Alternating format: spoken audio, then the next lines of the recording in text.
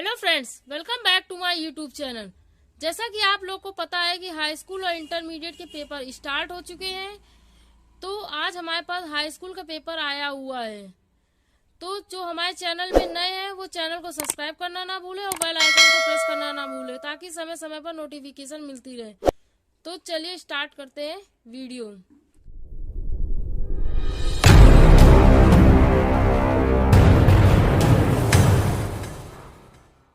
तो पहला पेपर है हिंदी का। हिंदी में पहला क्वेश्चन आया था ऑब्जेक्टिव टाइप्स में। ऑब्जेक्टिव कितने आए थे? 20 आए थे। तो पहला ऑब्जेक्टिव आया है, आचार्य रामचंद्र शुक्ल किस युग के लेखक हैं? इसका आंसर है शुक्ल युग। सेकंड नंबर है, गबन की विधा है। इसका आंसर है उपन्यास।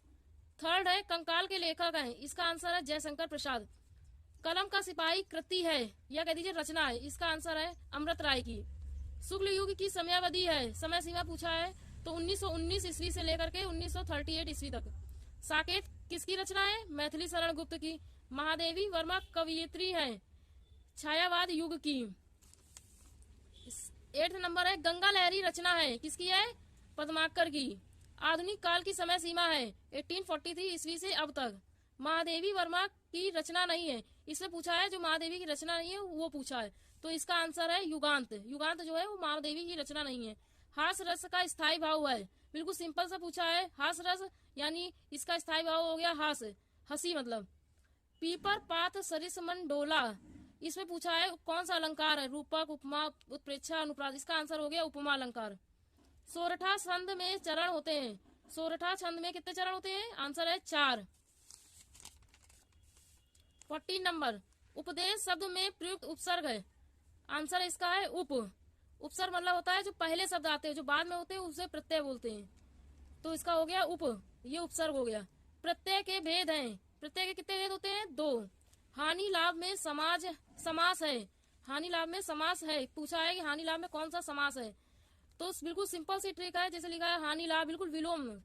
तो जैसे इसका आंसर हुआ द्वंद्व। द्वंद्व समाज का बिल्कुल सिंपल सा उदाहरण होता है विलोम शब्द। इसका उल्टा होता है बिल्कुल, जैसे हानि लाभ, भाई बहन, तो बीच में डैश लगा होगा, बिल्कुल विलोम शब्द होता है। तो इसका आंसर है द्वंद्व समाज।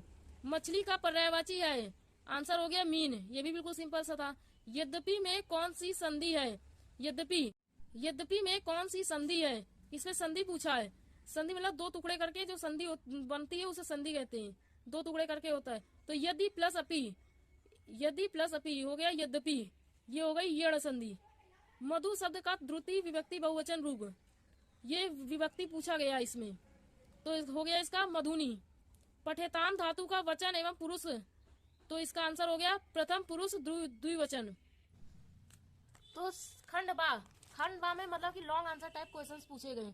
जैसे ये मान लीजिए क्वेश्चन दिया हुआ है, निम्नलिखित पद्यांश का आधारित ये पैराग्राफ आप लोग को दे देंगे और इसमें मतलब कि 6 नंबर का क्वेश्चन है, तो 2-2 नंबर के क्वेश्चन है। 3 क्वेश्चन दिए गए हैं, तो प्रत्येक क्वेश्चन 2 मार्क्स कैरी करता है। तो ये मतलब पैराग्राफ है, जैसे आज हम इसी निर्मल बुद्धि शीतल और स्वस्थ अमृत की तलाश में है और हमारी इच्छा अभिलाषा और प्रत्यय यह है कि वह, तो ये पूरा पैराग्राफ यहाँ तक दिया है। तो पहला क्वेश्चन पूछा गया है, उपयुक्त पद्यांश का संदर्भ लिखिए। तो इसका संदर्भ क्या है? प्रस्तुत पद्यांश हमारी पाठ्य पुस्तक भारतीय संस्कृति के से लिया गया है। इसके लेखक क्या है? डॉक्टर राजेंद्र प्रसाद हैं। तो ये 2 नंबर आप लोग को, जब आप ये पूरा लिख देंगे किससे लिया गया है और लेखक, तो ये 2 नंबर आप लोग को पूरे एग्जामिनर दे देगा। दूसरा क्वेश्चन है, गद्यांश के रेखांकित अंश का भाव स्पष्ट कीजिए। इसमें आप लोग को जो अर्थ दिया गया है, जैसे अंडरलाइन है, इसमें आप लोग को अर्थ लिखना है। आप लोगों ने पूरा अगर पढ़ा होगा तो आप लोग इसका अर्थ निकाल करके लिख सकते हैं। लेखक के अनुसार हमारा अस्तित्व किस उदाहरण से आज भी कायम है। अगर आपने इसको भी पूरा पढ़ा होगा पैराग्राफ में, तो इसका भी अर्थ निकाल सकते हैं। इन दोनों पैराग्राफ में कोई एक करना था, तो मैंने आप लोग को ये बता दिया है। अगर आप लोग इसका देखना है बुक में, तो पेज नंबर 41 में दिया हुआ है। तो अथवा में था तो मैंने एक बता दिया है, दूसरा वाला देखना है तो बुक में जाकर के आप लोग देख सकते हैं। सेकंड नंबर में क्या दिया हुआ है? दिए गए पद्यांश पर आधारित प्रश्नों के उत्तर। ये एक पद्यांश दिया गया है, एक पैराग्राफ दिया गया है, तो मतलब इसके कुछ क्वेश्चंस नीचे पूछे गए हैं। तो इसमें आप लोग को प्रत्येक क्वेश्चन में कितने मार्क्स कैरी कर रहा है? 6 नंबर। मतलब कि 3 क्वेश्चन है, प्रत्येक क्वेश्चन से 2-2 मार्क्स के कैरी कर रहा है। अगर आप एक का उत्तर लिख लेंगे तो 2 नंबर मिल जाएंगे। तो पहले का उत्तर तो बिल्कुल सिंपल होता है कि बुक मतलब पैराग्राफ कहाँ से लिया गया है, उसके राइटर कौन है, ये पूछा जाता है। इसमें मतलब कि 2 नंबर बिल्कुल पक्के होते हैं। तो ये पैराग्राफ हो गया है, निर्गुण कौन देश के वासी है, मधुकर कही समुझाई सोई दे करके, ये पूरा पैराग्राफ है एक।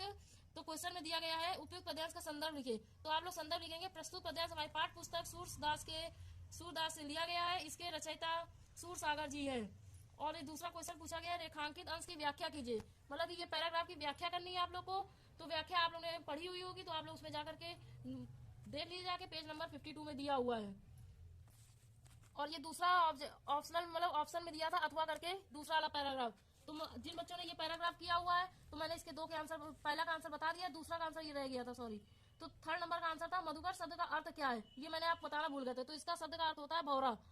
तो इसमें 2 नंबर बिल्कुल पक्के हो गए, मतलब 4 नंबर पक्के हो गए, 2 नंबर इसके 2 नंबर इसके। तो अब अथवा करके इसमें आइए, इसमें आप लोग को दिया गया है अतुलनीय जिनके प्रताप का साक्षी है प्रत्यय दिवाकर घूम घूम कर देख चुका है, ये एक पैराग्राफ है। इसमें क्वेश्चन दिए हुए हैं 3 क्वेश्चन, ये भी 6 नंबर कैरी करते हैं। अगर आपने 6 मतलब 6 2 नंबर के एक क्वेश्चन कर दिया तो आप लोग के 2 नंबर पक्के हो जाते हैं। तो पहला क्वेश्चन दिया गया है प्रस्तुत पद्यांश का संदर्भ लिखिए, ये पैराग्राफ है, इसका संदर्भ लिखना है। तो आप लोग लिखेंगे प्रस्तुत पद्यांश हमारी पाठ्य पुस्तक के काव्य खंड के स्वदेश प्रेम शीर्षक से लिया गया है और इसके रचयिता राम नरेश त्रिपाठी हिंदी द्वारा रचित स्वप्न से लिया गया है। तो इसके 2 नंबर बिल्कुल पक्के हो गए। इसमें संदर्भ पूछता है, कहाँ से लिया गया है, उसके लेखक पूछता है, ये तो दोनों चीज आप लिख लेंगे तो 2 नंबर पक्के हो जाते हैं। इसमें कोई 2 नंबर बिल्कुल माइनस नहीं कर सकता है। इसमें व्याख्या लिखनी है सेकंड नंबर में। तो व्याख्या पेज नंबर 74 में जाइएगा, इजी नोट्स में, जिनके पास इजी नोट्स है वो इजी नोट्स में देख ले, या मास्टरमाइंड वगैरह जो भी हो विद्या वगैरह उसमें अपना देख करके मिला लीजिएगा। और थर्ड नंबर है उपयुक्त पद्यांश में किसकी महिमा का वर्णन किया गया है, ये उसमें दिया हुआ है, उसमें मैच कर लीजिएगा। क्वेश्चन नंबर 3 में आइए, दिए गए संस्कृत गद्यांश में किसी एक का हिंदी अनुवाद लिखना है। ये एक संस्कृत पैराग्राफ दिया हुआ है, तो ये 5 नंबर कैरी करता है। तो पैराग्राफ में अथवा लगा हुआ है, पहला और दूसरा अथवा लगा हुआ है। तो इन दोनों पैराग्राफ में आप लोग को किसी एक का लिखना, चाहे ये लिख लीजिए चाहे ये लिख लीजिए। तो इन दोनों में किसी एक का अर्थ लिखना है। अगर आप लोग थर्ड का करते हैं तो इसका पैराग्राफ को पूरा हिंदी लिखिएगा, अगर इसका करते हैं तो आप लोग को हिंदी अनुवाद लिखना पड़ेगा संस्कृत में। तो इसके बाद अब आइए क्वेश्चन नंबर 5 में, अपने पठित खंडकाव्य के आधार पर निम्नलिखित प्रश्नों में से एक उत्तर लिखना है। ये खंडकाव्य लास्ट में, बुक के लास्ट के बिल्कुल अंत में दिया रहता है खंडकाव्य। तो जैसे 3 नंबर का आता है, तो इन जैसे इसमें किसी में एक करके एक खंडकाव्य लिखना होता है, चाहे कोई भी आप करिए, उसमें आप लोग को 3 नंबर बिल्कुल पक्के रहते हैं। क्वेश्चन नंबर 6 में आइए, आप लोग किसी लेखक में से किसी एक का जीवन परिचय उसकी रचना लिखनी है। तो 6 नंबर में रचनाएं वगैरह आती है 5 नंबर की, आचार्य रामचंद्र शुक्ल, जयशंकर प्रसाद, डॉक्टर राजेंद्र प्रसाद। तो मैंने आप लोगों को पहले भी बताया था कि ये 3 राइटर बहुत इंपॉर्टेंट रहते हैं। तो जयशंकर प्रसाद की ज्यादातर पूछी जाती है। तो जो लोग बिल्कुल पैराग्राफ में लिखते गए तो उसमें नंबर माइनस मार्किंग रहती है। पहले आप लोग उसको जन्म लिखिए, जन्म स्थान, माता का नाम, पिता का नाम, बिल्कुल कोटेशन टाइप में बना लीजिए बिल्कुल। उसके बाद पूरा डिटेल में लिखिए तो नंबर बिल्कुल डीपली मिलते हैं। ऐसे ही हिंदी में एक दिया गया है जीवन परिचय, तुलसीदास, सुभद्रा कुमारी चौहान बिहारी का। तो ऐसे ही आप लोग तुलसीदास, सूरदास वगैरह का पूछा जाता है। तो देखिए इसमें तुलसीदास जी का आ गया है। तो इसमें भी आप लोग जन्म, जन्म स्थान, माता पिता का नाम, कहाँ से उन्होंने शिक्षा ग्रहण की, लेख रचनाएं वगैरह है, पहले ये कोटेशन बना लीजिए, फिर उसके बाद इनके बारे में लिख दीजिए। तो मैं आप लोगों को एक वीडियो दिखा रही हूँ शॉर्ट सा, बिल्कुल कहाँ से कोटेशन कैसे क्या बना। हाँ, तो मैं आप लोगों को तुलसीदास के बारे में लिखने में बता रही थी कि किस तरह कैसे लिखा जाता है, जन्म, जन्म स्थान वगैरह कैसे लिखा जाता है। तो देखिए बिल्कुल मैं आपको बता रही हूँ शॉर्ट वीडियो में। ये देखिए, ये मेरे पास इजी नोट्स है। तो इसमें देखिए बिल्कुल कैसे दिया गया, नाम, जन्म, जन्म स्थान, मृत्यु, मृत्यु का स्थान, माता का नाम, पिता का नाम। तो पहले आप लोग संक्षिप्त परिचय लिख दीजिए, उसके बाद आप लोग पूरा लॉन्ग में लिख दीजिए। तो इसमें आप लोग को, इसमें एग्जामिनर कम से कम 2 नंबर तो बिल्कुल पक्के रखता है। तो 2 नंबर आप लोग के बिल्कुल पक्के हो गए। तो उसके बाद आप लोग अपना डिटेल में लिख दीजिएगा। क्वेश्चन नंबर 7 में आइए, अपनी पाठ्य पुस्तक में से एक कंठस्थ कोई एक श्लोक लिखिए जो इस प्रश्न पत्र में ना आया हो। मतलब कि आप लोग अपनी पाठ्य पुस्तक में से कोई एक श्लोक लिखना है जो इस पेपर में से बिल्कुल ना आए। जो इस बुकलेट में जैसे कुछ श्लोक दे देते हैं तो बच्चे क्या करते हैं, पीछे में से श्लोक निकाला उनमें से लिख देते। तो जो बच्चे पीछे में से श्लोक लिख देते हैं उसमें बच्चों को कोई भी अंक नहीं मिलता है। तो इसमें साफ साफ लिखा है जो इस प्रश्न पत्र में ना आया हो वो श्लोक लिखना है। तो आप लोग कोई भी ऐसे 2-3 श्लोक याद कर लिया करिए, वही लिख दिया करिए, वो आप लोग लिख चुके होंगे। क्वेश्चन नंबर 8 में आइए, निम्नलिखित में से किन्हीं 2 प्रश्नों के संस्कृत में उत्तर दीजिए। पहला प्रश्न है ज्ञान कुत्र संभवति, ज्ञान सर्वत्र संभवति। तो दूसरा नंबर है भारतीय संस्कृति मूला किम अस्ति। तो आंसर हो जाएगा भारतीय विश्वस्य सृष्टा ईश्वरा एक एवं अस्ति इति भारतीय संस्कृति मूलम अस्ति। और आंसर बुक में दिया हुआ है 100 नंबर पेज नंबर में। थर्ड नंबर है कुत्र मरणम मंडल भवती। तो आंसर हो जाएगा इसका वाराणस्य मरणम मंडला भवती। बुक में आंसर दिया होगा पेज नंबर 92 में। क्वेश्चन नंबर 4 में क्या है, चंद्रशेखरा का अस्ति आसित। तो आंसर हो जाएगा चंद्रशेखरा एका प्रसिद्ध क्रांतिकारी देशभक्त आसित। बुक में 97 में आंसर दिया हुआ है। 9 नंबर है, एक निबंध लिखना है इनमें से आप लोग को जो 9 नंबर कैरी करता है। अगर आप लोग एक निबंध लिख देंगे तो निबंध भी लिखने का तरीका होता है। पहले उसका दिया जाता है, पॉइंट्स दिए जाते हैं, उसके बाद एक एक करके पॉइंट्स लिखे जाते हैं, कारण निवारण उसका वगैरह ऐसे दिया जाता है। तो मैंने आप लोग को आज पूरा हिंदी का पेपर सॉल्व करा दिया है। तो आप लोग को वीडियो कैसा लगा? अगर वीडियो अच्छा लगा हो तो हमें ज्यादा से ज्यादा लाइक करें, शेयर करें और सब्सक्राइब करना ना भूले। एंड फ्रेंड, टेस्ट पेपर के सॉल्यूशन के लिए सब्सक्राइब करना ना भूले। बाय। अगर तुम लोग नए हो तो सब्सक्राइब करो, वो जो लाल वाला बटन है उसके साथ स्कैम करो या फिर महफिल जमाओ, मुझे नहीं पता, बस क्लिक हो जाना चाहिए।